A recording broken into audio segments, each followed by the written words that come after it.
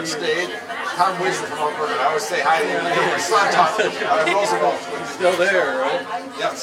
Take care and good luck this session.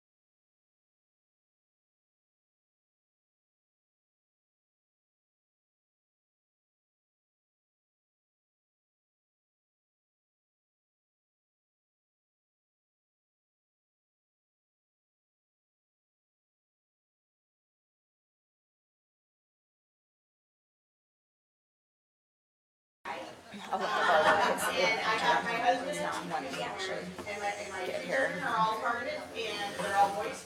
And so anybody can be a part of it. I'm Nancy Anton-Johnson. I'm the membership chair, and I'm over here some of the time, unless I may have to give up my seat as people come in. But this is awesome, and I just wanted to say that we're going to have a quick League of Women Voters meet up afterward to kind of connect and to make sure everybody's getting emails and all that from you guys. So if you're interested, you can stay after and we can connect you. Thank you. Thank you for that welcome. I am Angelica Vanetta of the League of Women Voters of Linn County. The League is a nonprofit volunteer organization which neither supports nor opposes any candidate or political party. The League encourages citizen participation in government and is open to anyone 16 years and older. This forum is part of our mission to inform and educate voters. So again, if you know anyone who's interested in potentially becoming a League member, please see our volunteers at the table over there against the wall. There is also information near the entrance of the room that includes abundance of information related to the League and also how to contact your legislators after today's forum. I want to draw your attention to the interest survey posters on the wall. Hopefully each of you have had an opportunity to put little dots on those that you also feel are important. The legislators were invited to share their top 3 legislative priorities for the 2026 legislative session. Those in attendance then are given a chance to weigh in on those legislative priorities with their stickers as a vote on that particular issue. This forum is being live streamed on the League's Facebook page by Pro Video. The recording will be linked to the League's website. We are extremely grateful for their time and expertise, especially as helping us with a backup plan with the sound system today. So hopefully, fingers crossed, this is my first time moderating, so all of the technical challenges, of course, are going to happen today. So hopefully they don't, but we do have a backup plan in case they do. So I want to take some time to thank all of our legislators for their time here today. We did have Representative Golding sends her regrets and is unable to attend, and we did not hear from Representative Fairhold. So the structure today, to begin, legislators will each share for 1.5 minutes topics that are important to them this legislative session. And they will have the same amount of time at the end of the forum to share their closing statements. You are encouraged to submit questions for legislators on the provided pieces of paper that you were given earlier. Questions must be addressed to all of our legislators. And if you still would like to propose a question and have it written out, you can raise your hand and our question shorters will come and grab those from you. A League panel will review the questions for legibility, clarity, and applicability to all legislators. I will read as many questions as our time allows, sometimes combining similar questions, striving to cover a variety of topics. Legislators will again have 1.5 minutes to respond, and we will end the forum promptly at 11:30. We may not have time to get to all the questions answered, but hopefully the legislators will be able to stay an additional 15 minutes at the end so we can talk to them individually. We ask that you please turn off your cell phones and remain quiet throughout the forum. After their closing statements, you may clap for everyone afterwards. So I guess we will, the script tells me, I believe, to have everybody introduce themselves for 1.5 minutes, and we are all sharing a single microphone, except for the one I have for backup plan, so I'm hoping everybody got their flu shots this year. I am Molly Donahue out of Marion, and I have also covered parts of Cedar Rapids. You have 1.5 minutes, Molly. So, picture. I don't want to take up too much time. So, ultimately in the Senate, we are working on things that help make life affordable for people here in Iowa, because we all know that it has become very difficult to buy groceries, to pay for or to buy a house if you're a younger person. You can't even get one at this point. So we're looking at housing, we're looking at working conditions and workers' wages. We're looking at child care. lots of different things that just help our workers here in Iowa, and that's really what we're going to focus on this year. Good morning. How's everybody doing? Yeah, all right. Thank you so much. I am State Representative Amy Wickendahl. I represent District 80, which includes Robbins, the Northeast Cedar Rapids, and the lovely and wonderful city of Hiawatha. Thank you for being here today. So kind of talking about what kind of my priorities are coming into this session. Obviously, we're going to hear a lot about property taxes. I've got some experience on working with property taxes and reducing property taxes. And we're talking about, as Molly said, affordability, quality of life issues. Too many people are unable to afford basic necessities. I find it ironic that, both the Republican Majority Leader and our state Supreme Court Justice has basically verbalized that we just can't get enough good people because wages are too low, and somehow think that $7.25 is an acceptable minimum wage. So trying to basically be helping people get ahead, afford quality of life. AI is another one that I'm very important on. I think a lot of that has grown within the last year, the different demands on it, and preserving, protecting, and defending the Constitution against increasingly authoritarian overreach. Thank you very much, Representative Wickendahl. I'm State Senator Liz Bennett. I serve Senate District 39 in Cedar Rapids. I have the coolest part of the northeast side, as well as parts of the southwest side and southeast as well. So really an honor to represent my constituents in those areas. If you're outside of those areas and you have a legislator who won't respond to you for one reason or the other, I'll adopt you. So I serve on several committees. I serve on agriculture, natural resources, transportation, veterans, and the transportation and capitals budget, as well as serving as the ranking member of the technology committee. It's a very interesting time for technology. Sometimes it's something that people find to be a little bit dry, but somebody has to nerd out on it, right? And so that's what I've been doing over the past year, really looking into cybersecurity, consumer protection, oversight around AI, data privacy, etc., and the ways that those things really impact regular people. We're having some challenges because there was a ban on AI regulation declared at the federal level, which I don't think is helpful to real human beings. But we're still going to do our best to look for the things that we can do to protect Iowans. Thank you. Good morning. I'm Senator Art Stade. I represent parts of Cedar Rapids, Hiawatha, and Robbins. And this year I hope to work more on public education, funding for public schools, water quality issues, and quality of life issues like child care, hunger, many of the issues that we need to address. Good morning. Thank you everyone for coming today. Tracy Eller. I'm state representative in Iowa House District 79, which is part of the west side of Cedar Rapids.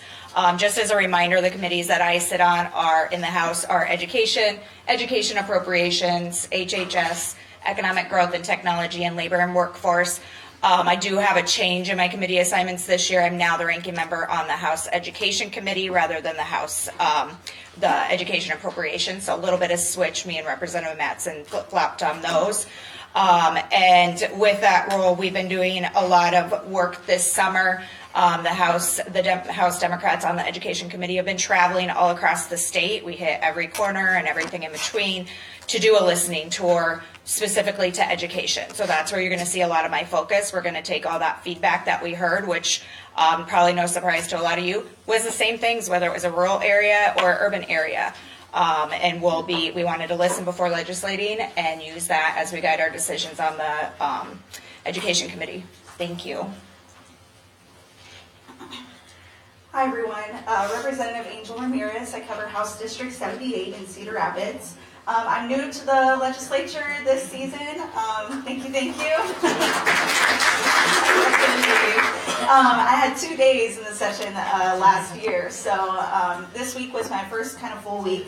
I sit on education, on judiciary, on agriculture, veterans affairs, government oversight, and I'm ranking member for justice system appropriations. My kind of top 3 priorities is supporting our public education. I kind of work in that overlap in public education and the justice system, so it's really important to me to be bolstering support, public dollars for public schools, increasing staff support, including our bus drivers, our para-educators, all of that in between, and our educators that are showing up for our kids every day. And also making sure that we have programs that actually support our kids. Another is affordability. So helping with the crisis of home ownership. I know for my generation, we're leaving Iowa, right? And we need to be able to make it accessible to build a home and a family here. And then lastly is fighting for civil rights of all Iowans. That means immigrants, regardless of documentation status. That means LGBTQ plus Iowans. That means lower income families that are more likely to be impacted by the water crisis and the cancer crisis here in Iowa. So thank you. All right, good morning everybody. My name is Jeff Cooling. I represent House District 77, which is most of the southwest side of Cedar Rapids. The committees that I'm on are the same as last year, but to remind everybody is agriculture, appropriations, transportation, state government, and I'm the ranking member on our labor committee. I also serve on our transportation, infrastructure, capital budget, and RIF sub. Great to be here. Thank you to the league for hosting and giving us all the time to hear from you all here back home. I'll be paying attention to the dots on the wall there. I'm a union electrician by trade, so about 20 years ago, I kind of got into a secret of being able to afford a lifestyle that allows me to take care of my family, take my kids to the doctor when they're sick, and I look forward to a dignified retirement. And that's something that I think everybody should have who works for a living and works hard here in Iowa. So those would be the things that I'm always focused on, and looking forward to hearing all of your questions about our first week and the upcoming weeks in the session. Thank you. Hi, Elizabeth Wilson. I represent District 73, which is most of Marion and a little bit of Cedar Rapids. I serve on Ways and Means, Commerce, Agriculture, Economic Growth and Technology, Transportation. And Legislative Council. I'm an assistant leader, and I am the ranking member for the Economic Development Budget. In addition to some of the stuff that we've talked about for priorities as a whole, I'm very concerned about the brain drain. I've got a 25-year-old, she's not in this state, so we need more data about why these kids are leaving and then how we can rectify that, so I'm really concerned. Also, very concerned about property taxes. We're digging in, as you well know, it's a hot topic in the legislature as a whole. And then in addition, the Economic Development Budget Committee is going to be looking into a similar process that education used this year. And we are trying to put together some tours that will go to various communities throughout Iowa and talk to their chambers about what kind of economic development is happening here and what do you want and what is an impediment to you being successful in that. So, thank you. Hello, I am Eric Jardy, representative for House District 74, which encompasses parts of Northeast and Southeast Cedar Rapids and Marion, west part of Marion. I sit on Ways and Means, the House Ethics Committee, Government Oversight, Natural Resources, and am the ranking member on Public Safety. Like quite a few of my colleagues, my priorities are fairly similar. I, having been a former educator for many years, want to make sure that we can make education #1 in the country again. I firmly believe that an investment in public education is not just an investment in our students, it's critically important, but also an investment in our communities. Our communities depend on the school as much as the school depends on the communities, and we need to properly invest into our schools. Also ensuring working families can afford to call Iowa home. Representative Wilson just talked about the brain drain. We need to ensure that our young folks can also stay here and call Iowa home. The third thing, Senator Bennett mentioned it a little bit, but is AI. That's something that we really need to focus on. It's something that's coming up. We have an audience problem in the United States. No human, no copyright. I have found out that we have students that are writing term papers with AI. We've got people that are calling themselves authors that are writing books with AI, and who actually owns that? So we need to legislate that as well. Just gonna have to pass it down.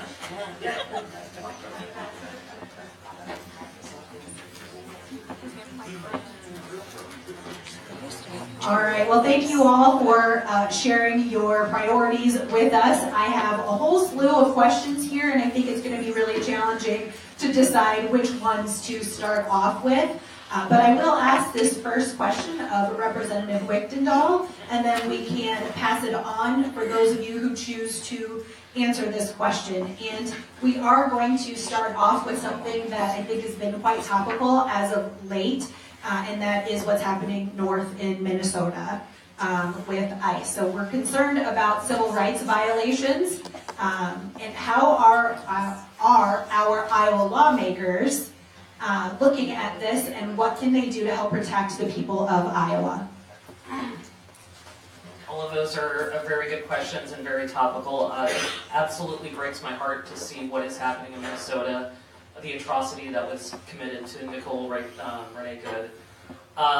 Especially as a Minnesota native, it breaks my heart to see what's happening in my native state. As far as when we talk about immigration, I know these are conversations that I've had with some of my colleagues here today in the House. I do think that there are two bills that I've worked on. One is the No Secret Police Act, modeled after the California legislation, which basically prevents ICE and law enforcement officers from using masks to conceal their identity. Now, certainly there are exceptions for cold winter weather, etc., but to purposely conceal their identity. Second, and while this still hasn't come back from drafting, I have drafted what I call the Fifth Amendment Protection Act, reaffirming the Fifth Amendment that all persons within the United States have a right to due process, have a right not to be disappeared, have a right to an attorney and have their day in court, and have a right to be able to connect to their family members and not deported to third countries such as El Salvador, where they would face internment and basically what constitutes a concentration camp, or to failed states such as South Sudan. I believe those are two laws that we can introduce and work on to preserve our, to protect people within the state. I'm sorry. Oh, sorry, just wait, we'll go that way. Mine won't take that long. I can tell you, as part of the leadership, that the Senate leadership has reached out to both the Klobuchar group and also the Walls group to ask what we personally can do here in Iowa to help. So we have done that. Just this week, we have put that out there, so hopefully we will get an answer from them and things that we can personally do to help them in the near future. Thank you. All right, so reality time. The people who came here to speak with you this morning, we are all doing our best. We're filing bills. We've been standing up and resisting, educating the public, filing bills to try to protect the public, at least since I've been in office. The fact of the matter is that there's another group that's in charge right now, and that group, in fact, led by their Senate candidate, Ashley Hinson, is in full support of what is going on up there. We need some bipartisan help because we're at the point where we are beyond Republican, Democrat. What's happening in this country, it's beyond parties. All of our grandparents, great-grandparents, maybe even dads, grandpas, who fought in World War II are rolling over in their graves. I suspect that many of the folks here are on the same page, but we need assistance from people who are courageous enough to stand up for the Constitution, to stand up to their own party and say, no, you cannot deploy your own force of people who are willing to do violence against people you just don't like. Wow, a lot said. I also am introducing mass legislation and identity legislation in the Senate, and I concur with what you just heard.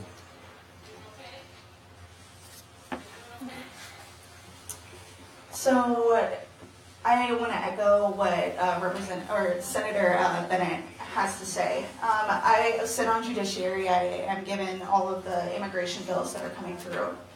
or should I say anti-immigration bills. So I want to emphasize that there are already, in the first week of session, anti-immigrant bills, anti-migrant bills, anti-legal resident, but still not a citizen bills that are sitting on my desk right now.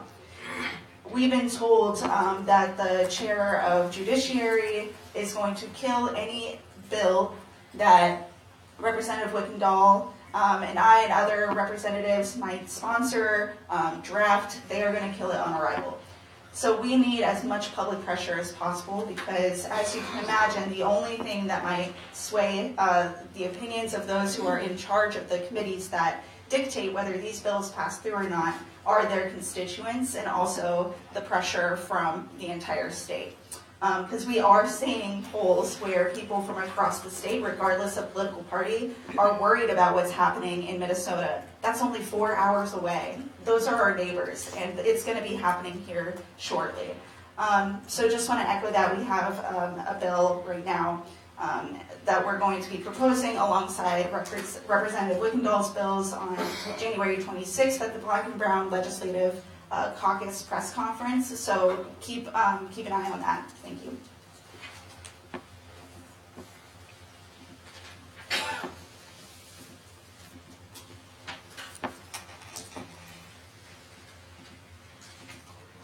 Thank you. We will address this next question to Senator Bennett, and again, answer if you choose, and we'll continue to pass the microphone down towards Representative Jurdy and then back again. So this question then is around data centers and its usage of water. What concerns do you have, and what are we doing at the legislative level to address that? Thank you. Very current question. This is a question that should concern us all. I'm certainly not a Luddite. I work in the tech industry. I'm often an early adopter, but we have to have a balance. What's happening right now with data centers is that they're going into communities, and as a result of that, electrical prices are going up, watersheds are being drained, etc. There are a variety of different ways I think that we're looking at to try to tackle this. Of course, this can be a really heavy lift. I don't have a bill filed yet, but I know that some of my colleagues on natural resources and environmental protection are looking at ways to do this as well. But please know that it's a live concern. For me, the jury is still out on the data centers. But I wanted to have transparency about the water usage and electric usage for those industries. So I have a bill that I'm filing this next week that requires the registration with the DNR of the amount of gallons of water that's used, 25,000 gallons a day or more. And so that'll be put on the DNR site so we'll know exactly how much water is being used.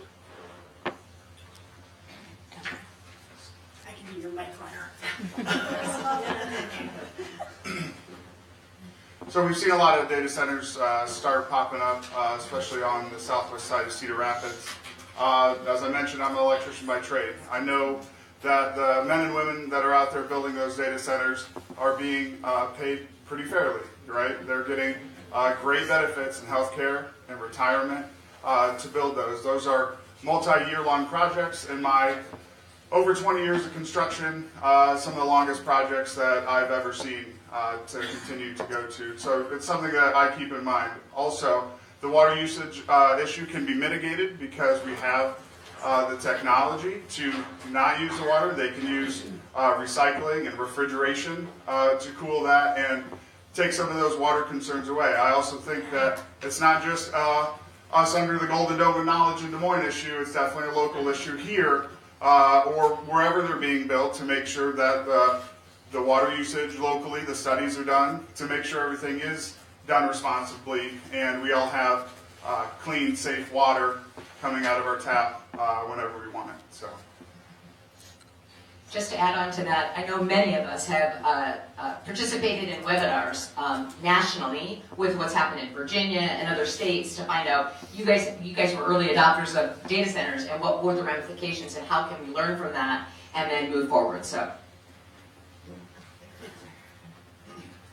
So, and this might sound a little bit tongue-in-cheek, but one issue that has not been addressed in Iowa for years is our water quality and the amount of chemicals and carcinogens in our water. And I think we need to address that more critically than what we probably need to at this point with the data centers. It's something the governor acknowledged, just a minuscule part of it, but Iowa has one of the fastest growing cancer rates in the country. And there's no debate on what is causing that. And yet we refuse to address it. And so, regardless what amount of water is going through, data centers, I can tell you it's probably not clean water. And we need to clean our water, and then we can focus on other issues.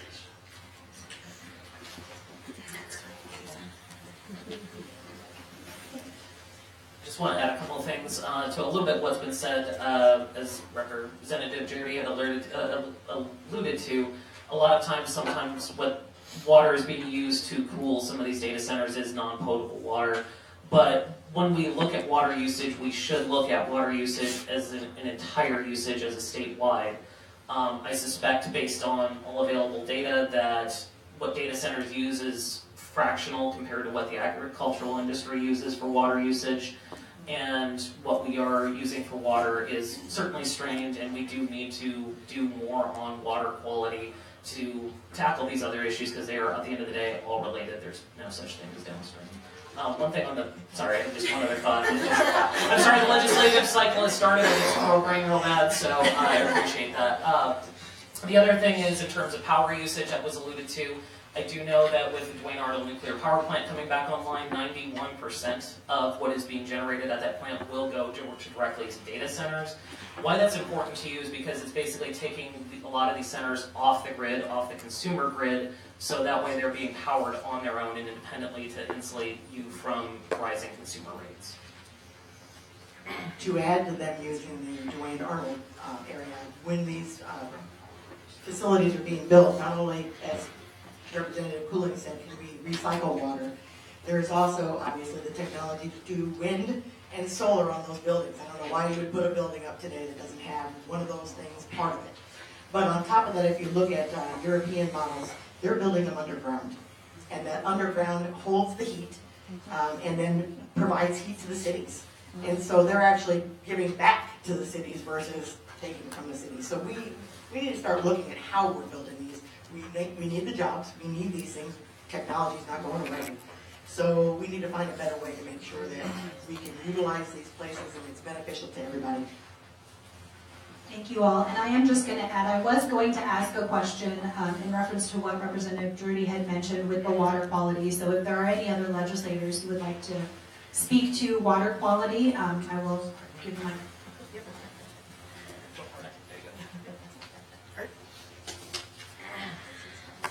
Last year and the year before, I wrote legislation for what's called the Clean Water Act for Iowa, and it contained a whole lot of ways to reduce the carcinogens and other things in our water, particularly the nitrates and E. coli for all of our lakes and streams throughout the state. This year I've decided to do that a little differently. Instead of putting it all in one bill, I'm going to file about a dozen bills with ideas for that we can adopt, that farmland can be adopted, like buffer zones between the row crops and our rivers and streams, and then the amount of nutrients that are put on the soil, and the CAFOs, the manure spread, registering that, and so people can see it, and that there's no duplication of manure spread on the same fields. There are lots of things that we can do, so I'm going to do that in a group of bills. So So as I've spoken to other forums, this is not my area expertise. I'm more the education HHS expert, but this year I'm really excited. I had to find a new clerk, which was sad. I had the same one for the past 3 years, but my clerk that I have this year, this is right up her alley. This is her area expertise of what she's been doing her work in and her undergrad. She's trying to get into grad school right now to continue studying water systems and water quality. So I'm looking forward to learning more from her, and if you guys have specific questions, send them to me so that she can provide answers and teach me, and I can get some good feedback back to you guys.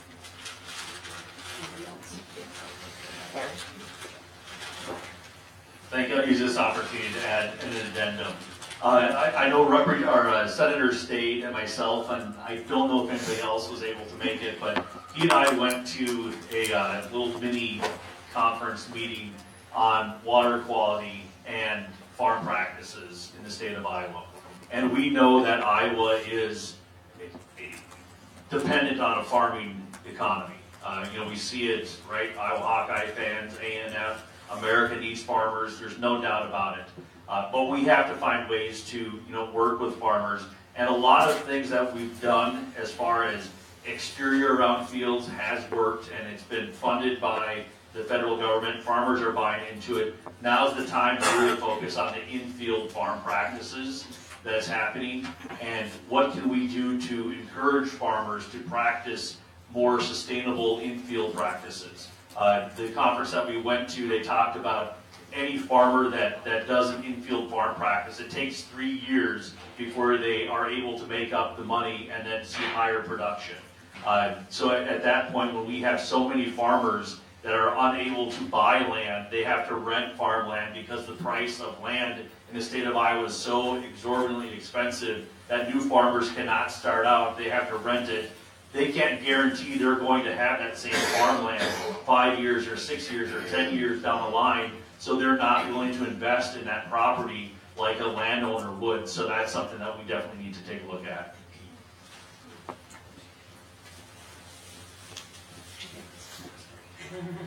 All right, I am going to address this next question to Senator Stade on cancer rates. Most of us are aware that the governor mentioned in her address this week that Iowa has, I believe it's #1 in the country on cancer rates, and that's probably not something that we want to be #1 on. What is the legislature doing to solve or help address the cancer rates? And the second part of this question too also ties in environmental contamination related to this issue. Currently, I don't know of any legislation by the Republican Party to address the cancer rates, but hopefully there will be bipartisan work on that.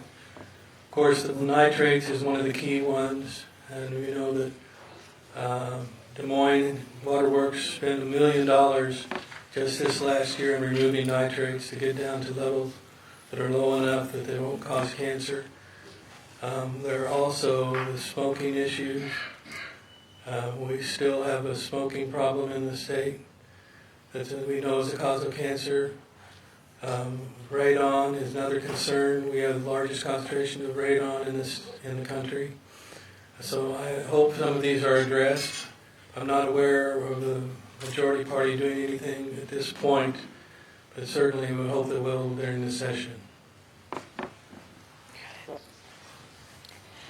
From the House perspective, and my fellow House members correct me if I'm wrong, it is just the first week, so I haven't had a chance to look at everything yet. But I'm not aware of, like Senator State says, I'm not aware of anything in the House beyond bills that were already introduced last year. But some of our colleagues across the aisle have been setting up different tours, like we went to the Cancer Research Center at the University of Iowa. So I know they're getting the information directly from the sources. They're setting up opportunities to hear that information. And so we went over the interim, got a lot of really good information from the University of Iowa. But one of their big messages is, you don't continue to fund us or support the importance of this research, we can't find these answers to help you. So that was a big message that they wanted to send with us, is we've got to do the research. totally echo what Representative Eldert says. And in addition, right, we're seeing that mandates are being passed, but we're not funding, again, the programs or the mandates from the healthcare providers, so Iowans are eating the costs. And unfortunately, what we're seeing is also on the other end, young people are leaving Iowa because of Iowa being #1 in cancer rates. I have a friend who is making a plan to move to Minnesota because she still wants to stay in the Midwest, but she is worried that she is going to get cancer if she stays here because she has a farming family. This is a very real problem that we need to see from all angles. Everyone is touched by this issue. Everyone has either experienced cancer in their family or close friends or have had it themselves. And so we need to approach it from multiple angles. And I just want to echo that us looking at environmental issues, we can't be afraid of big ag, right? We need to make sure that these programs are accessible and these healthier, more sustainable options are available for farmers, and we're helping fund these incentive programs. Unfortunately, it's not the small farmers, it's the big corporations that are killing us.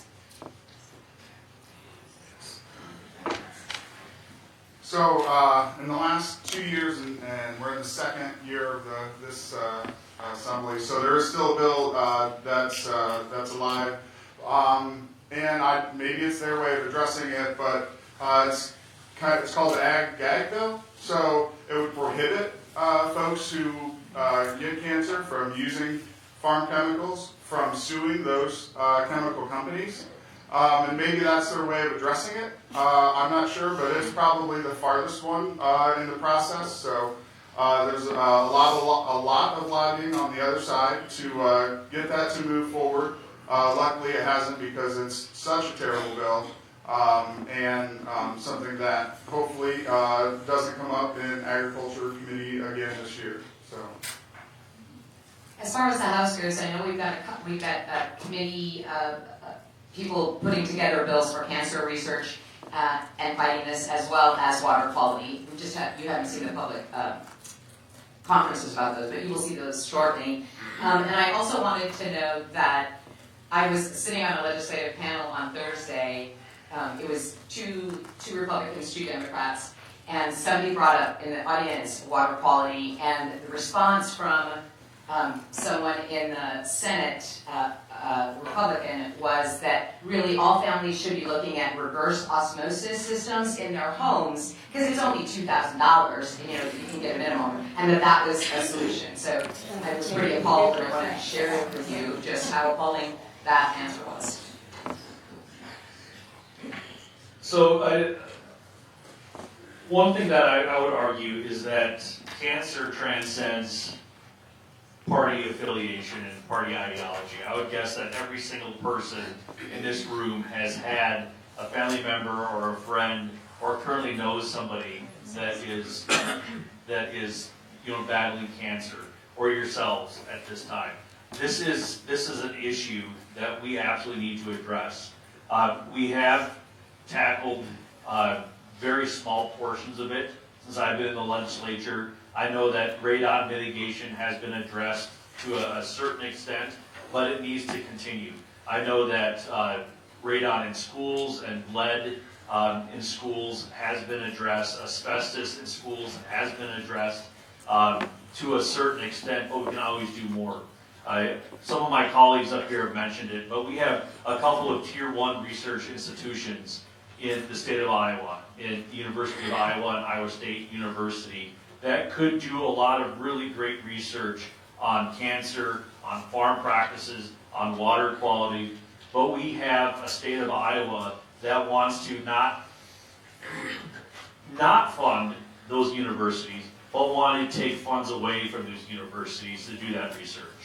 And that's what needs to stop. The University of Iowa hydrology lab has lost the majority of its water nitrate sensors in the state of Iowa. And we can't, just because we don't monitor it, doesn't mean it goes away. And that's what folks in Des Moines have to realize.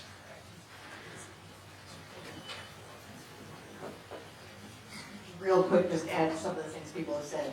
The bear bill I spent a lot of time on last year, and unfortunately the senators on the Republican side decided to pass that last year in the Senate. So it is still live round, and I have seen it pop up, so I know that it's coming to the House.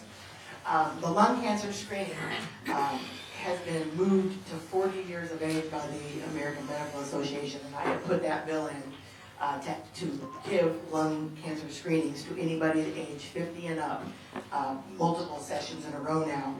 And I'm hoping that because of the governor's husband, that maybe they would take a look at this, right? And the other thing that I have taken care of, or I've done with my caucus, is radon testing and mitigation for every house sale.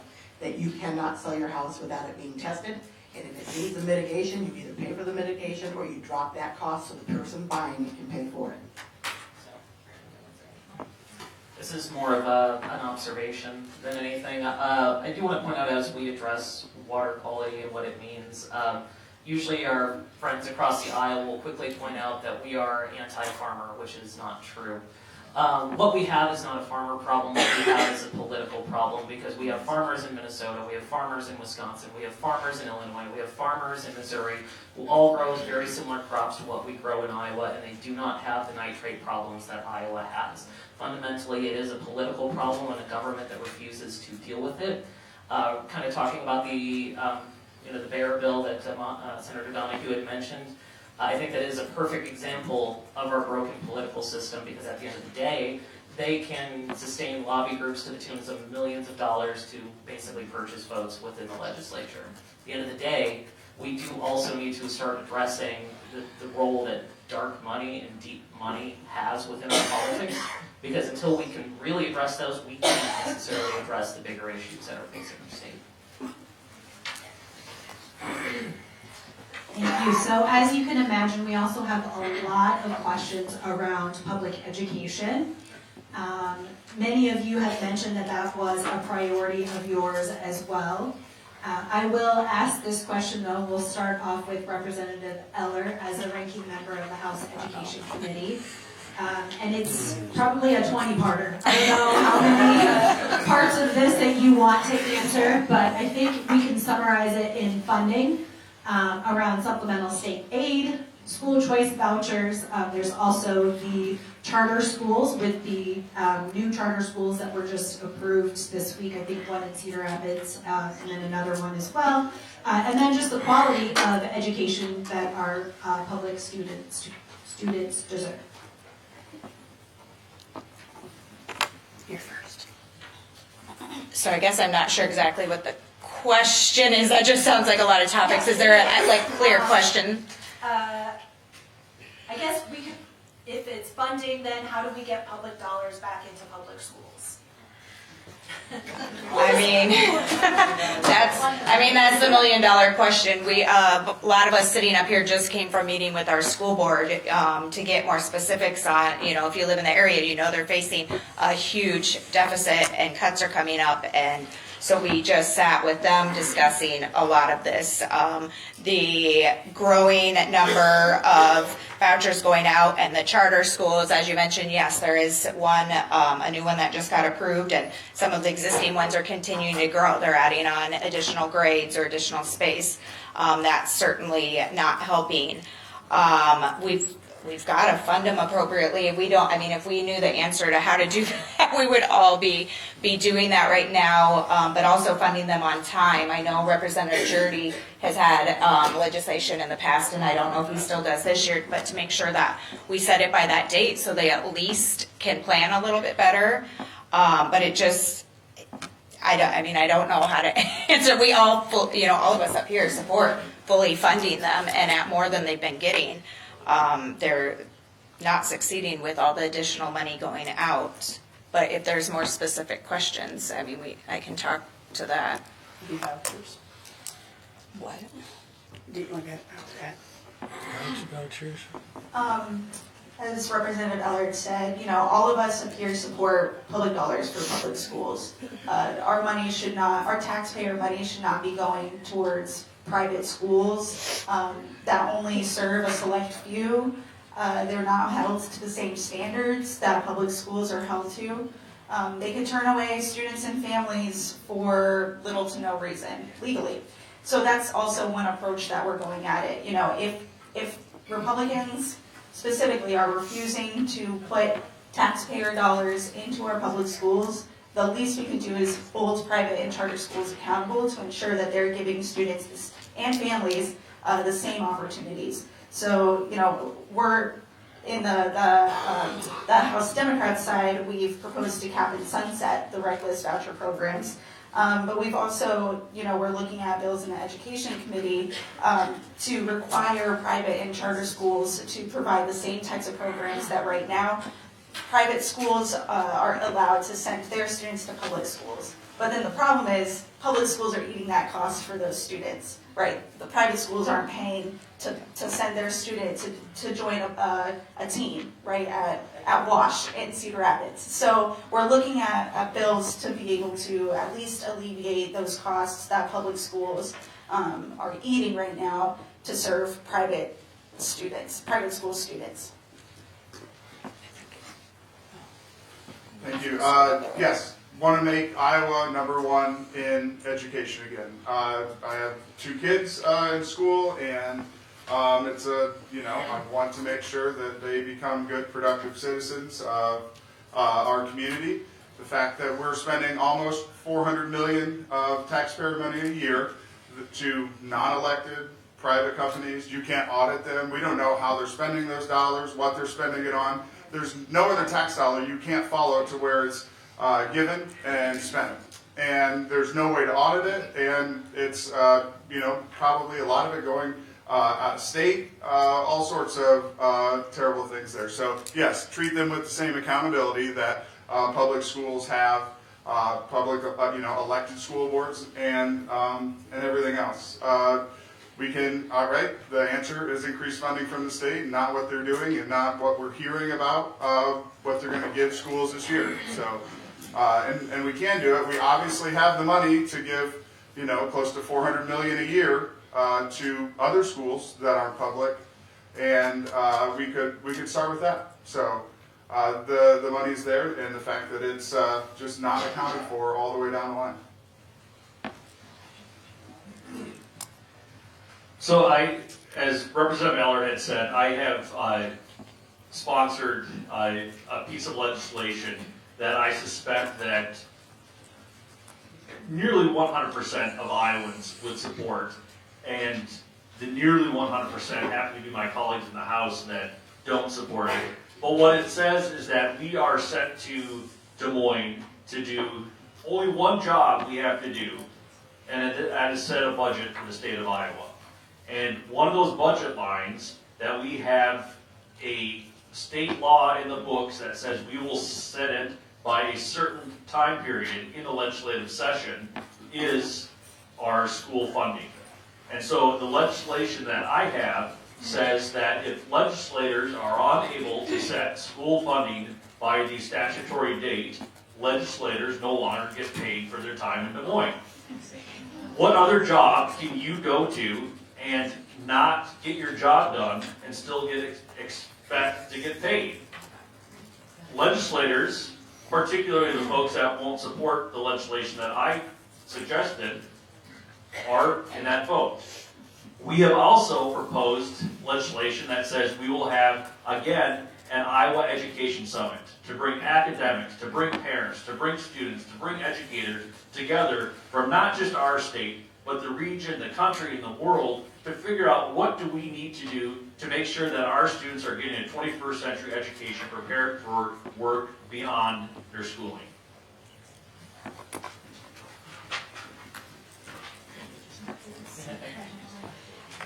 So that was a big question, and I'm just going to jump in and say a couple of things. So when you're looking at charter schools, obviously they're taking away from the buildings as well, but they don't have that oversight as has been said.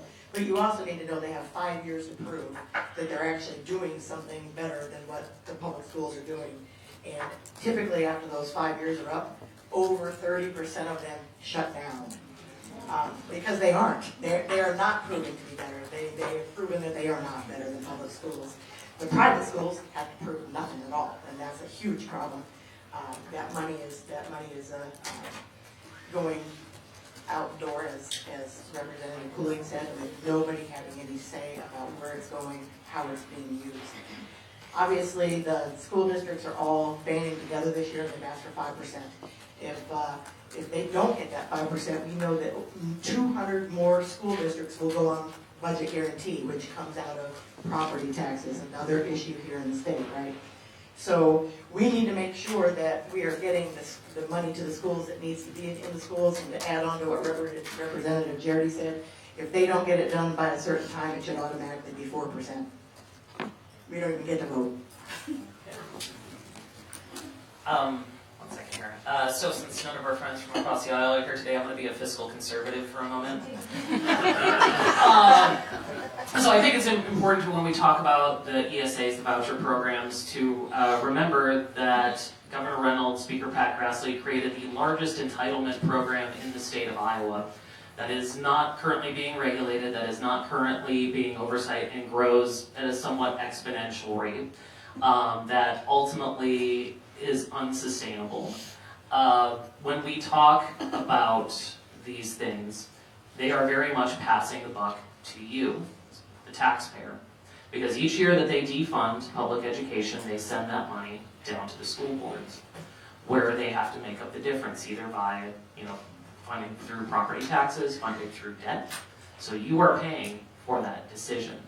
It is also ironic to me that as much as they complain about the blue districts, the blue cities, how much money they're sending to our districts while they're cutting their own public schools. When we looked at the ESA funding last year, the difference between 2 and 3% was that in rural counties, you had about 75 schools that were subject to closure. At 2%, it was 150. So weirdly, they're sending their money at the expense of their own districts. And it astounds me. It's kind of amazing. I don't know. Okay, so I'm gonna be the nerd here, okay? Because what keeps me up at night is, how did we get here? What is going on, right? Does anybody else find yourself just wondering, are we in the upside down? What the heck, Yes. right? So, private schools can be good, right? Okay, they can be, I think what's important to know is that we arrived at this current moment after years and years and years of a movement that was born after Brown versus Board of Education. The private school movement, the homeschool movement was born after Brown versus Board of Education because people did not want white students mixing with students of color. This mixed into an anti-education, anti-public education sentiment by people at the time who were anti-New Deal, who felt that public schools were socialism. We hear that term thrown around a lot now still. And since then, the playbook has been to pull funding from public schools, okay, cause struggles, okay, so higher class sizes, not enough counselors, etc., but then point at the public schools and say, see, they're not working. We must need to pull more money from the public schools and divert them to private schools. So I think it's really important that we recognize how we got here, and what this cycle is. My colleagues have pointed out all the other problems, but I'm just going to chime in and say that it's really important that we know how we got here and what the agenda has been. There are two things that we can do this year in the legislature. One is have a 5% supplemental state aid for our schools, at least more than the inflation. We have funded the schools below that for the last decade, and it's why we've gotten where we are. And then when we didn't have enough money for our supplemental aid, instead we give $315 million to private schools, and 80% of those students are not choosing their choice. It wasn't that they wanted it at a different school, they were already in a private school and we just pay their tuition. So we should cap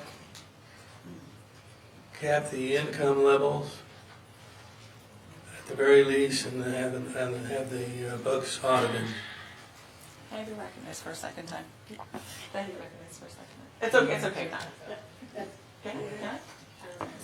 Okay, thank you, all right, thank you. Thank you, Madam Chair, for recognizing me for a second time, real quick. I just also want to address this in terms of, what Representative Ramirez brought up and other of my colleagues brought up in terms of, what we've called the brain drain from Iowa. I used to be bright and bushy-tailed. I used to be like Angel, Representative Ramirez. I used to be the person, on this panel, talking about. But I want to talk about it again because now, I've been elected for 11 years now. And when I ran, it was because I was enthusiastic about what we could do as Iowans and because I made a home here and I was enthusiastic to see other people see all the great things about Iowa as well. And so I would tell my friends, okay, yeah, look, we're not a big city, we're not like Chicago or Denver or whatever, but listen, you can make a home here, you can get a good job here, your kids can get the best education. We are #1 in the nation for education, so you can really build a good life here. So it's been really heartbreaking to me, to see everything come home to roost with the defunding of our education system, and then see my friends and, I'm sure your friends as well, kids who are graduating who I've gotten to know through political work say, no, we don't even have that anymore. So I just really hope that, the public can build enough sentiment to turn the ship on this because this is something that Iowa has led on in the past, something that we used to be able to be proud of, and something that I think we can be proud of again. I think you give me more credit for having power than I do remember I said this was my first. Step into it. Yes. Okay. We do have time, I think, for one additional question before we wrap it up, possibly 2 additional questions. And I will start off with the bright-eyed and bushy-tailed Representative Ramirez. So this question then is on civil rights. I know we did talk a little bit about it earlier, but this question specifically is, what can the legislature and citizens do to protect civil rights for all Iowans? Any concerns about specific legislation coming up this session to limit civil rights?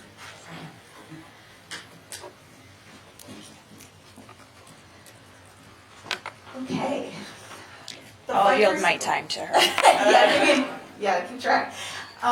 The fight for civil rights is ongoing in Iowa. Unfortunately, over the last few years, we've seen the attacks on various underrepresented, marginalized groups in Iowa. And what we're seeing there is a culture war that the other side, unfortunately, has started to fearmonger, to change the narrative. And instead of spending time and money and resources on the issues that matter to everyday people, they've attacked the groups that are the most vulnerable in our communities. There will be and there will continue to be legislation that attacks these groups. I mentioned a bill earlier that I have subcommittee for next week that attacks legal residents who don't have citizenship status, but they are legal residents in Iowa. Unfortunately, this is the playbook that they are hell-bent on playing out. What we need to do is look at these issues also creatively on local levels. There are ways for our cities, our school boards, our counties to be able to combat this and stand up for what is right. We're seeing that in other states where some cities, governments and county governments have been able to kind of stand firm. Unfortunately, though, that puts a risk on those city governments, on those county governments. So we need to make sure that our local government officials are able to stand firm in that and still have our continued support. We are also seeing attacks on the criminal justice system, so people who are within our justice system, juveniles getting higher charges instead of getting the supports that they need so they don't reoffend. Right, these are it's coming at all different angles attack. We know that they set out anti-trans legislation last year. They are likely going to go after the rest of the LGBTQ+ community. We need to be as loud as possible. The constitutional, the moral argument doesn't seem to resonate as much as we would think it would with the other side. So the public pressure is absolutely necessary. And at the same time, making them go on record for voting against pro-civil rights legislation that would support vulnerable communities within Iowa.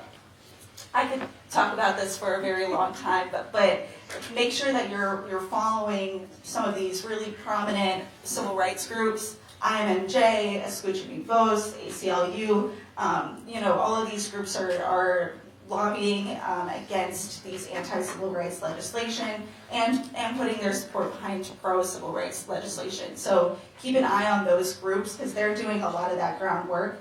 And of course, all of us up here should be standing firm for those as well. Thank you.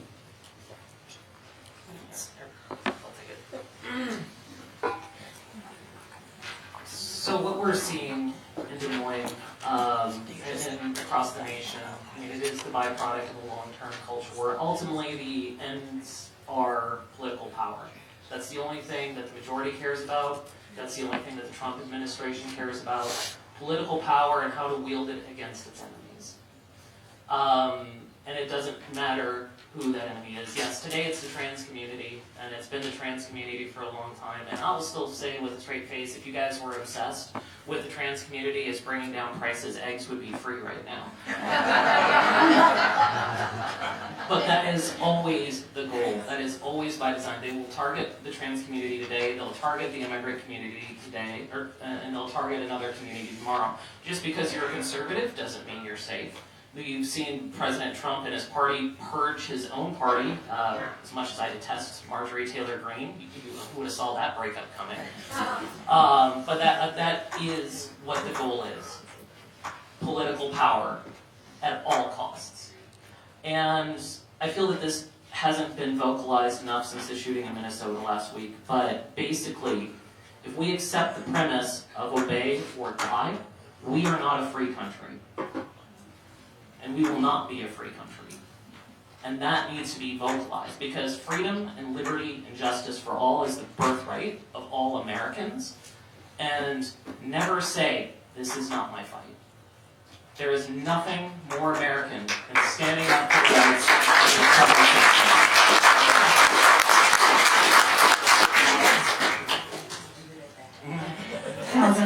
How do I follow that? Although I do actually have a question that I think ties all of that in. As constituents and individuals that you all serve, we are curious how we can educate and influence all legislators, both Democrats and Republicans from both sides of the aisle, and we will start with Representative Cooling.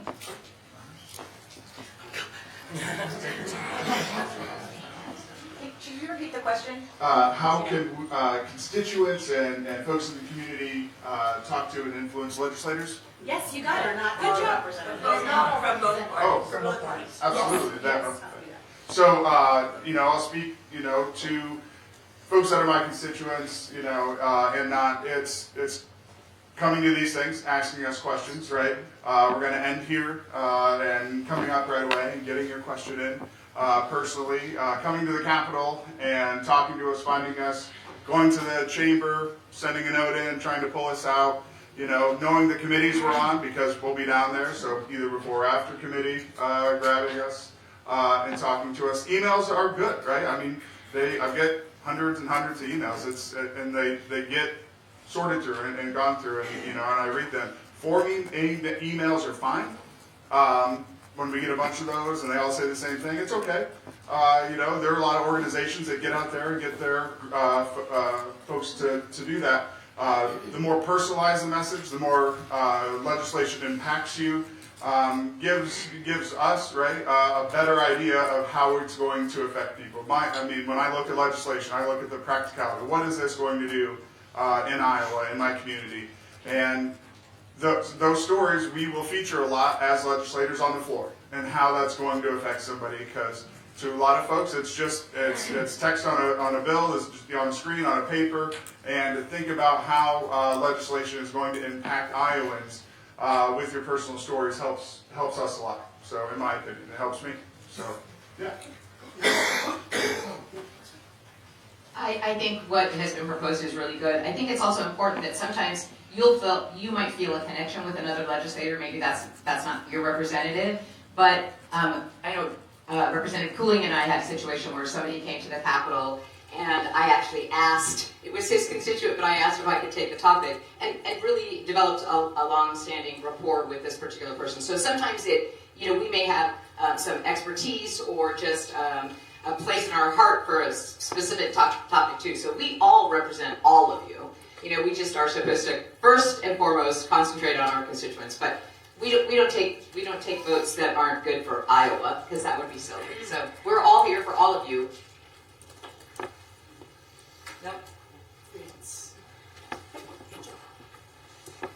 Okay, I gotta double check with some of my other colleagues up here because I don't always know I don't know all the processes yet.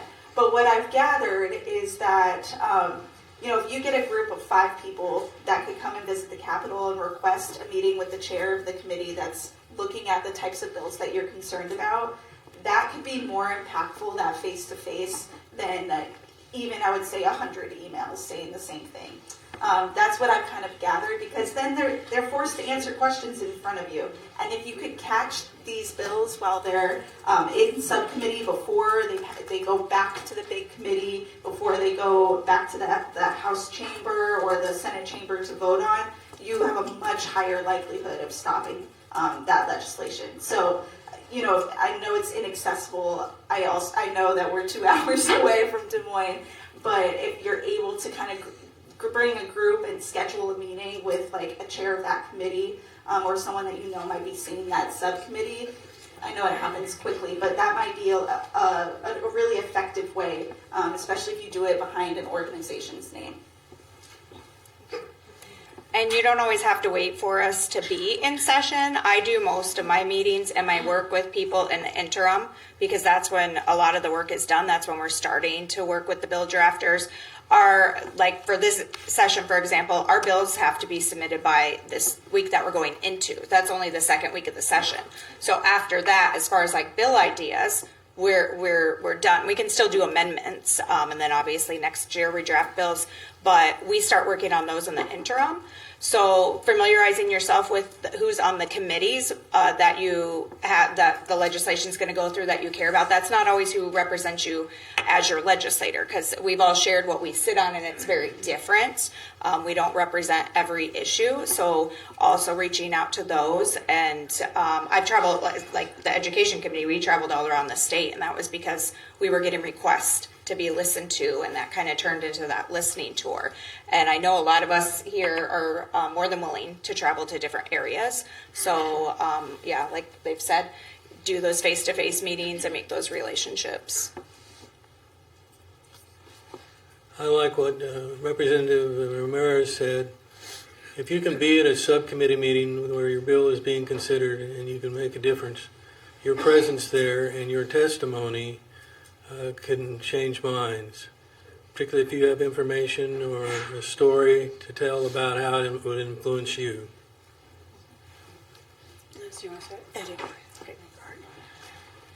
Thank you. I second that, and I second everything that's been said so far.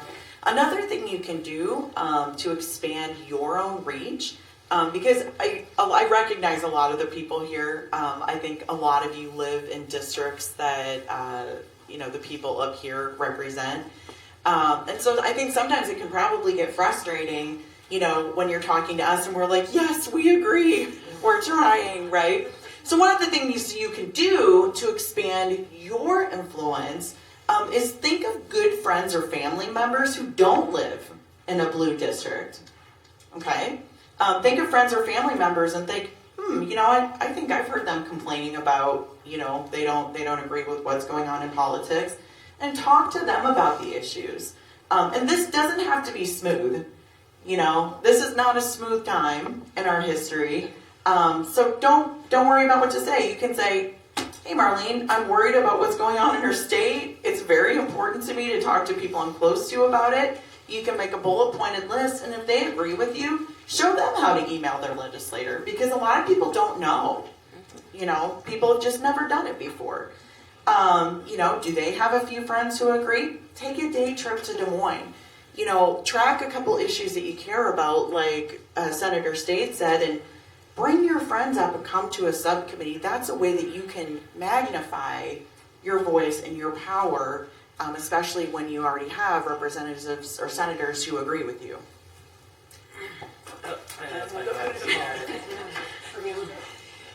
It's, as everybody has said here, we've got a lot of ways for you to educate people. I know that we've talked a little bit about people going out to other communities and to other counties. As a senator, I've been doing that now for 3 years. I adopted Jones County, I adopted Benton County, and I go to those meetings anytime they want because they can't have people who will come and talk to them. If you have people in other areas that aren't getting heard because they don't have representatives, have them invite us. Have them, just like instead of just calling them, even just have them say, if you're not getting who you need to have, call. They will set up a meeting and come. We want to help the Democrats throughout Iowa, and we do have pockets all over, even in that very western corner. But we want to be out there and to help them organize and to be prepared. We have a big chance next year to make a huge difference. And just to add something we talked about earlier, the one way to get what we need for education is to vote, vote, vote. Plain and simply, start with Rob Sand and flip in some seats. And if you aren't already registered to vote, you can visit our table in the corner to make sure that you are. Okay, so yeah, I just want to echo everything that the representatives and senators have said here today.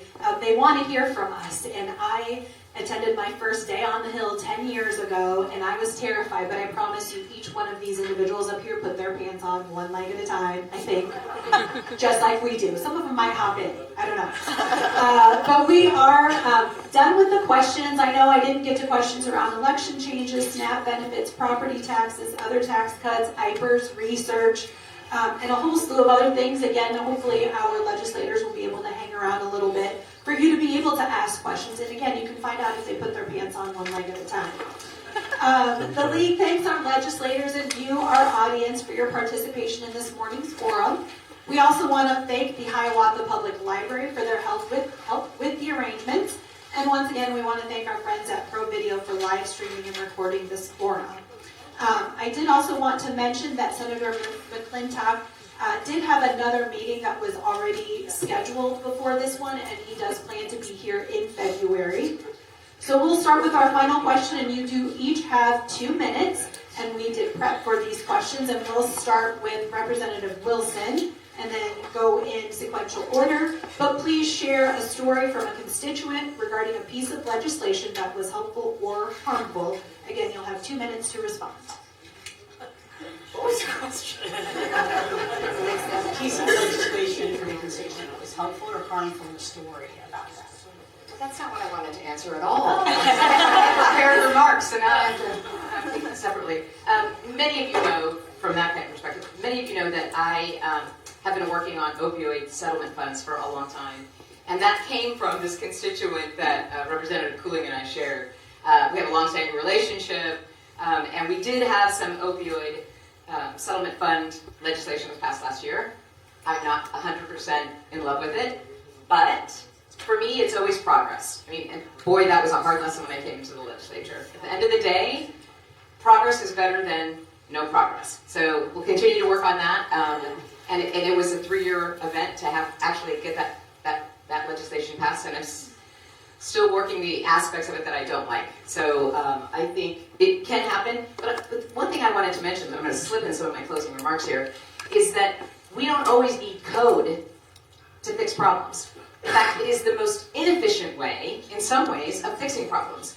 We've all been on subcommittees where one of the first questions you ask is, okay, so what is the problem we're trying to solve? Does this solve the problem?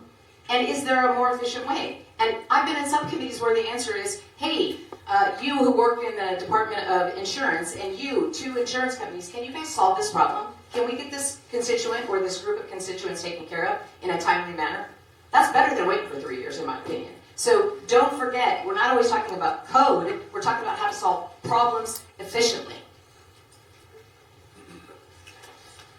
So I am going to go off script and talk a little bit about an issue that I think that most people here want to hear about, and that is property taxes, because it is sucking the oxygen out of the Capitol right now as we speak. The Iowa House Democrats are the only legislative chamber that has come up with a plan for Iowa taxes and property taxes. And the one thing that we know is that our plan is going to help every single Iowan. What we want to do is 3x, 3 times the homestead tax credit, and cap property tax growth at 4% annually. So what that means? Your property taxes can only go up 4% every single year, regardless of assessment value. And what we want to do for the next 2 years in order to bridge that is provide a $1,000 rebate for every homeowner in the state of Iowa. And we know that renters also pay property taxes through their rent, a $500 rebate for every renter in the state of Iowa. We want to invest in public safety by the state, again, taking over the IPERS and the 411 for all of our police officers, our firefighters, and our ambulance EMS staff to ensure that the municipalities and the counties and the cities have more money to spend on the things that we expect our counties and cities to have: the infrastructure, the roads, the street lights, and everything as such. We want to freeze property taxes for all Iowans owning homes that are 65 years and older, who are on fixed incomes, so they can know that they can afford to stay, retire with dignity, and not be priced out of their home because of property taxes. The other thing that we want to do, we want to freeze the electric and natural gas rates in our state so they cannot continue to gouge us every single year until December 2030, and then reevaluate what that will do. And we know that will have an impact on every single Iowan living in our state. We'll just go down the line. Okay. So a piece of legislation that was helpful or harmful to a constituent or Iowan. First thing I thought of was some of my first time at the Capitol when they were changing the Chapter 20 or public sector bargaining rights for Iowans who work in state government, local government, county government, and taking many of their rights away was one of the first times I spent a lot of time at the Capitol and advocating for workers up there. The rights they took away, the way that they capped their paychecks and raises either to a maximum of 3% or CPI, whichever was lower. Not a great way to attract quality folks. We have great folks that work in government, but not a great way to help them be able to afford to live in the communities that they work in. More harmful stuff, I'm sorry. Workers' comp changes, right? As someone who works for a living, the fact that you can go to work and get hurt and not leave in the same condition that you went to work in and go back to your family, and the way that they changed how they calculate those, what's covered in that, and many of those payments are based on your age. So someone who is younger has more working life left, they love to call it, would get more compensation from workers' comp than someone who is far more experienced in their career. Unemployment changes. This is something that I deal with my constituents and folks outside my district a lot. When changes to unemployment went through, we went from 26 weeks when you lose your job through no fault of your own to 16 weeks. That affected people all across the state. It's not even enough for folks to get through a winter lull, in the construction market. That affects people, their families, everything.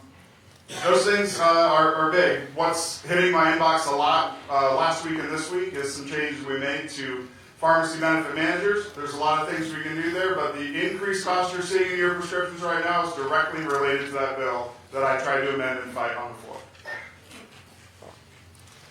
I usually would want to end on a more hopeful note, but no, I'm going to do the same thing. I'm going to talk about abortion access. I worked with a 13-year-old and her family who got pregnant, and because of Iowa's quote-unquote heartbeat bill, she was past 6 weeks pregnant and had to go to Chicago to get an abortion. This is an 8th grader we're talking about. This is an 8th grader. and she was not able to get the abortion health care that she needed here in the state because of the law that was passed. I just got an email this past week from another Iowan, someone who lives in Mount Vernon, who was advocating against this bill that's sitting, I believe it's about to hit subcommittee, that would make it a Class C felony for medical providers to provide life-saving abortion medications. This neighbor described that their older sister was an expecting mother and experienced a miscarriage early on in her first pregnancy. He goes on to say that she was excited to be a mother, but the ultrasound results showed that the fetus was no longer viable. She was prescribed mifepristone by a doctor at a pregnancy crisis center because she needed to expel the fetus for her own physical safety. Her life was at risk. And now she's pregnant with her niece. And neither of them would be here if it weren't for that caring medical professional who prescribed the abortion pill that is now sitting in legislation that would make it a Class C felony to prescribe. So this is something that we still have a chance to stop, but it would kill women and pregnant people across Iowa if this is passed. So abortion access is another one of those civil rights that have been stripped. It's healthcare, it's the ability to make a medical decision for your own safety, for your family's safety, for your loved one's safety.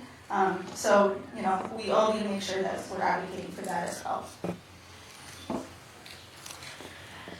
Well, Representative Cooling took one of mine, so I had to go on to another one. Something that has been helpful that I have heard from many of the early ed professionals in my district is the CCA, the Child Care Assistance Pilot Program.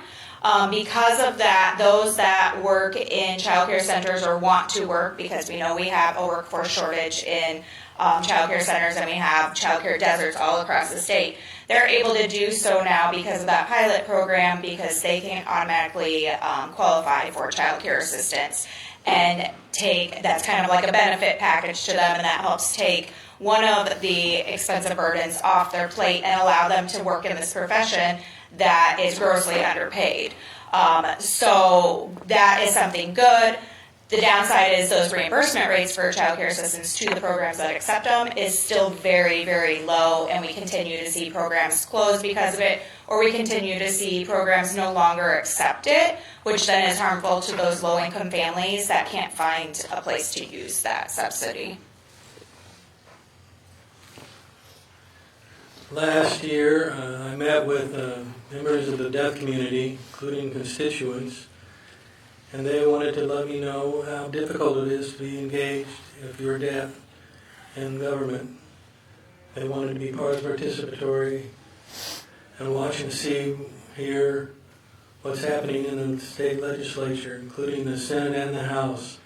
We have a floor debate on all these bills, and the deaf community could not hear. So all they would see is someone out there with not knowing what they're saying at all. Well, I started to write a bill for them. Started asking around the Capitol and the House and Senate with the leadership and the administration what we would need to do that. I put together a bill, sent it to the drafter. When I get to the Senate this year, they have closed captioning. I didn't even have to follow the rules. Okay, two things. I'm going to do one that hurt and one that helped, okay? So Senate Bill 418, the Iowa Civil Rights Removal Act, passed last year, removed gender identity from our state civil rights code, the first time we've ever explicitly excluded people from civil rights in the state of Iowa. I have had constituents now who have moved away, which makes me very sad. You should never have to leave the state of Iowa because the legislature told landlords, for example, that it's acceptable to discriminate against you because of your gender identity, or told employers that it's acceptable to discriminate against you because of your gender identity. Very hurtful. Here's one that helped. This is one from a while back, but it immediately came to mind. Senate File 2218, which made naloxone, which is commonly known as Narcan, available to police officers, first responders, as well as family members or friends of people who may be at risk for an opioid addiction. You know, you hear a lot from us up here. I'm clearly pretty frustrated, you know, after 11 years in the minority. So what we do, I probably can speak for other people up here as well, is look for the times. Like, can we do something else good, even if it's not our big priorities? Can we do something else? I remember being in an elevator with the chair of the subcommittee on that, you know, and he was really concerned that naloxone, making naloxone available might encourage people somehow to use opioids. You know, in an elevator, I just said, you know, Representative Baldwin, I know that you have some reservations about this, but my best friend's little brother struggles with substance abuse disorder. He lives in Illinois, and he did suffer from an overdose, but because they had naloxone immediately ready, he was able to be revived. He's been able to go to treatment, and he was able to go on and get clean, right? So I can't take all the credit for that, but I'll stop in a second. But I did hear him say to another representative, wow, there's a lady who said her brother. You know, so I'm gonna take a little bit of credit for just a small positive thing, and that is an example of something, you know, that has been done in the past that I know for a fact has helped all Iowans. So I'm going to do a combination of things, probably go over my time and not apologize for it. So the first thing I do on a positive piece of legislation, when I was running for the State House in 2024, late in that session there was a bill to expand the definition of cancers for certain public professions, specifically firefighters. Passed unanimously in the House, died in the Senate. What made it my priority was like when I get elected, when I come back, that's going to be one of the first bills that I reintroduce. Sat down with Representative Bobby Kaufman at the time, like, I want to bring this back. I know it was a priority for you. How can we work together? And he's like, yeah, introduce it. We'll start working on it. And the contents of that bill, ultimately, it changed as it moved from House to Senate, back to the Senate, back to the House, back to the Senate. But the contents of that bill ultimately passed unanimously in the House and went to the governor's desk and expanded the definition of cancer for firefighters. And I'll never forget, that was the 75th anniversary of the city of Hiawatha. I was down there, and a member of the Hiawatha Fire Department came up to me. He's like, thank you for fighting, and thank you for standing up with the men and women of the Hiawatha Fire Department. So that always means a great deal to me. I am going to touch base on property taxes and IPERS just real quick. I appreciate Representative Jerry shouting out the House Democrats' plan. It is a plan that will put money back into your pocket. And one quick question, I want to just pull the audience. Majority has been talking property taxes reform for 15 years. Has any of your property taxes ever gone down? Come on, shout it out. I'm going to take that laughter as a no. And there's a reason for that, and there's a reason why the governor's plan likewise is doomed to failure. She, in her part of her plan, is to cap valuation growth on your property taxes to 2%, which is below inflation. One of the critical things they seem to always forget is that cities, counties, municipalities have the ability to bond their debt service levy up to 5% of their total taxable valuation. So what that means in practical real-world terms is the things that they're funding today will get more expensive while the general fund doesn't grow. So that means the counties and cities are going to shunt those expenses into the debt service levy, which will raise your property taxes because now you're paying interest on it. So that, by the virtue of her doing that, by not addressing debt service levy, it means that the Republican property tax plan will fail to deliver any results. And I want to touch base on IPERS because while it's going to be one of those things that kind of flies under the radar, the property tax bill is the perfect vehicle for them to change it. There's been, with the Doge report, a focus on creating a defined contribution plan. But they're not going to fund it. They're going to put that responsibility on local governments. And so if you create both a defined pension and a 401k type contribution plan, you're increasing taxes that way, but you're also undermining IPERS in the long term because you're taking new participants out of that plan, and then and retirees will require or rely on new participants in order to do that. So I want to flag it because if that comes up in the session, I want people to be aware of it because a lot of times they'll say, no, we're just doing extra benefits. But it is a cut to IPERS. So thank you. I apologize for going over. I'm going to start with the the Medicaid progress. Obviously, that's for a lot of people in the state that have family members or themselves need those funding. I can tell you a happy story though. This is just last week when I was at the CREA, my union leaders meeting last week.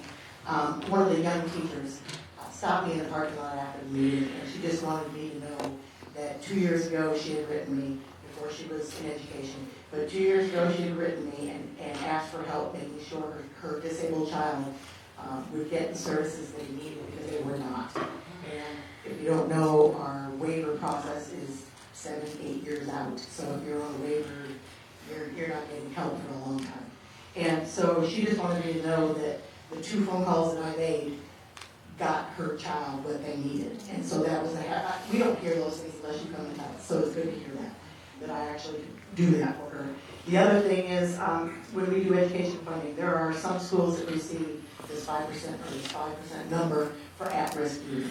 We have other schools, and 2 of them are in my district, both Marion and Linn, who are at 2.5, and they have had huge numbers of at-risk kids start to show up in their schools over the years because of funding and people not having good enough wages to pay for things. And they don't have the funding to cover it all. They don't have equal funding to the other districts, so that's something else we've been working on for years. And then real quick, we have,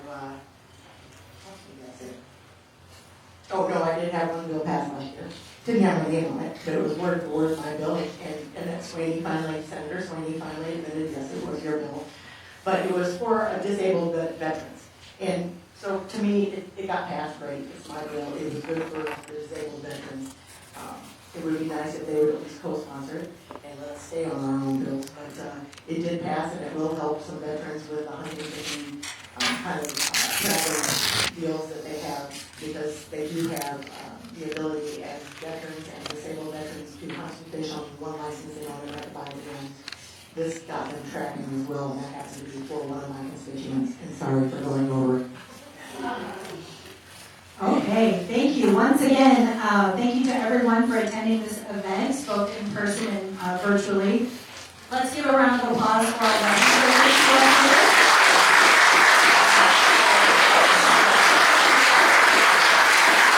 And as a reminder, if you didn't get your questions answered, they will be able to stay around for a few minutes to answer those questions.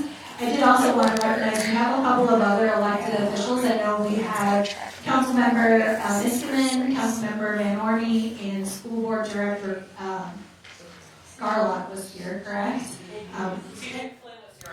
Yes, and Councilperson CJ. And you.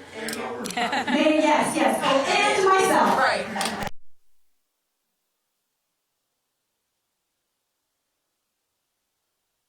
Again, if you have questions at the local level, there are individuals who can help answer some questions. And we have members of the league who are wearing their buttons. If you have questions about league, also to provide us any feedback on how we can improve these forums, we would love to hear them. And just remember that democracy is not a spectator sport, and the future of democracy is written by those who show up. Again, thank you for showing up today, and we will have our next forum on Saturday, February 21st at the Cedar Rapids Library.